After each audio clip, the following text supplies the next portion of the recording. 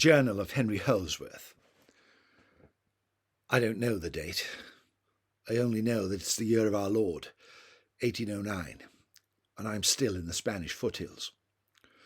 There is a small village nearby. I don't know its name either, but strange lights have been seen there. Sounds, wailing, unearthly noises reaching to the skies, shadows moving. The peasants had long ago left, but we were told there could be something for us there, something we should investigate. Midshipman Mansfield, recently returned to us, is a solemn figure, keeps to himself, but he ordered that one of the Whitby's boats for landing be brought up so we could approach the village via the river. I agreed. I wanted to see what was there. My nerves were shot, and I'm still somewhat devastated by the death of Gabriella. But on we went. We slowly rowed our way towards the village.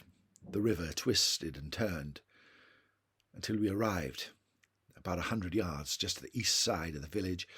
Consisted of some large houses, and in the middle a courtyard. All around that courtyard a green glow seemed to emanate into the night. There was movement, as if something was being caught on the breeze, but I could not see what it was. Mansfield ordered that the crew of the Whitby, the lost souls of the Whitby as they're becoming known now, disembark from the landing boat and make our way slowly towards the courtyard. We split up, myself and Mansfield. Sailor Martin, a new sailor, a Welshman called Schenkin, started to make our way towards the centre. Swooping Hawk, Clover, the rifleman, all of us, Marine Swanson, all started to make our way towards the centre, when suddenly, once again, shots rang out. I heard voices calling in French. Although I don't speak the language, I knew at once it was once again our enemy from previously. I feared everything, but we rushed forward, and then I saw them, around the courtyard gathered, spirits that flitted on the breeze, these revenants, like the lost souls damned to eternity, carrying with them bells, whistles, and lamps, wailing into the night. They were guarding something. Before I knew it, the crew of the Whitby had engaged them in combat. There was shouts, gunshots, swords being swung, screams in the night. I could tell the French were doing the same on the other side. But then suddenly, the revenants seemed to fluster and move away, revealing the centre of the courtyard, a chest.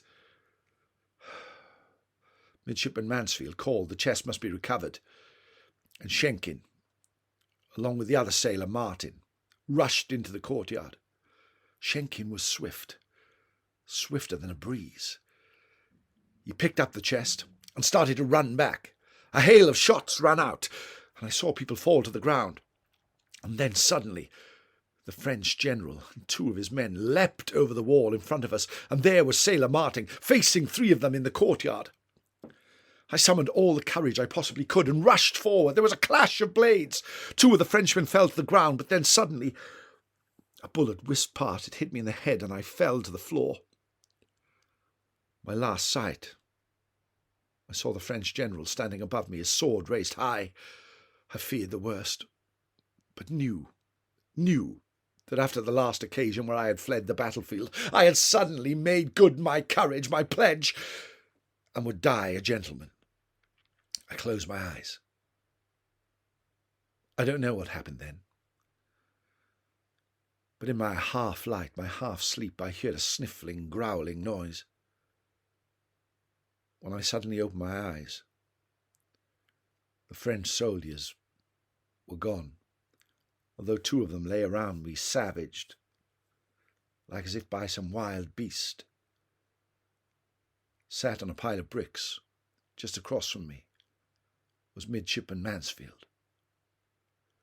"Henry Holdsworth, I thought you were dead, my friend. Now, come on, we got what we came for. The lost soul of the Whitby. We're back, my friend. Let's move." I couldn't help but notice that his shirt was torn and stained with blood. There was blood all over his hands, and a wild look in his eyes. But we had been successful. The French soldiers had failed to capture the chest, but we had done it. The Revenants were nowhere in sight. We went back to camp, and the sky was rent with a howl of wolves.